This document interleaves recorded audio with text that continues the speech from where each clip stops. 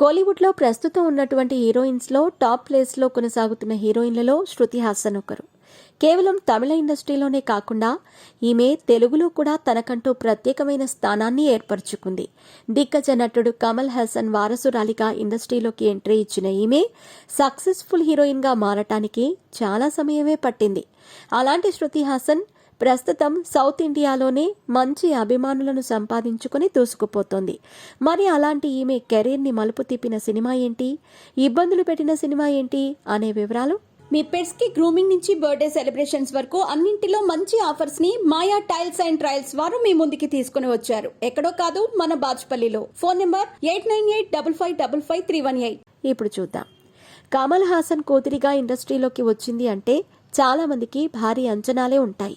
ఎందుకంటే ఆమె నటనను కమల్ హాసన్తో పోల్చి చూస్తారు కాబట్టి ఆమెపై ఎక్కువ అంచనాలే ఉంటాయి.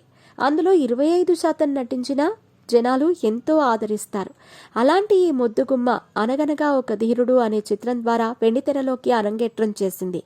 కానీ ఈ సినిమా ఫ్లాప్ అయ్యింది. అయితే అయినా ఈమెకు వరుస ఆఫర్లు వచ్చాయి. కానీ ఈమె హీరోయిన్గా చేసిన చాలా చిత్రాలు ఫ్లాప్ అవటంతో ఐరన్ లెగ్గా ముద్రపడింది. ఇదే క్రమంలో 3 అనే చిత్రంలో నటించింది. కానీ ఈ సినిమా కూడా భారీ ఫ్లాప్ అయ్యింది. ఈ సినిమా రిలీజ్లో సంచలనాలు సృష్టించినప్పటికీ మొదటిసారి విడుదలైన సమయంలో డిజాస్టర్ అయ్యింది. దీంతో ధనుష్ 3 మూవీ తర్వాత శృతి హాసన్కి ఆఫర్స్ కరువయ్యాయి. కానీ ఇందులో ఒక సాంగ్ మాత్రం సూపర్ హిట్ అవటంతో ఈ సినిమాకు మరింత పేరు వచ్చింది. ఇంతకీ ఆ సాంగ్ ఏంటంటే వై దిస్ కొలవెరి. అప్పటి నుంచి ఇప్పటి వరకు ఈ సాంగ్ని ఎవరూ మర్చిపోరు. ఈ పాటను ధనుష్ సొంతంగా పాడి సక్సెస్ అయ్యారు. ఈ సాంగ్ తప్ప సినిమా మాత్రం భారీ ఫ్లాప్ అందుకుంది. ఇక ఈ సినిమా ఫ్లాప్ తర్వాత చాలా ఏళ్ల పాటు శృతి హాసన్ కెరియర్ గాడిలో పడలేదట. చివరికి పవన్ కళ్యాణ్తో గబ్బర్ సింగ్ సినిమాలో చేసింది. ఈ సినిమా సూపర్ హిట్ అవటంతో శృతి హాసన్కి కూడా ఎంతో పేరు వచ్చింది. ఇక ఈ మూవీ తర్వాత ఆమె వెనక్కి తిరిగి చూసుకోవాల్సిన అవసరం రాలేదు.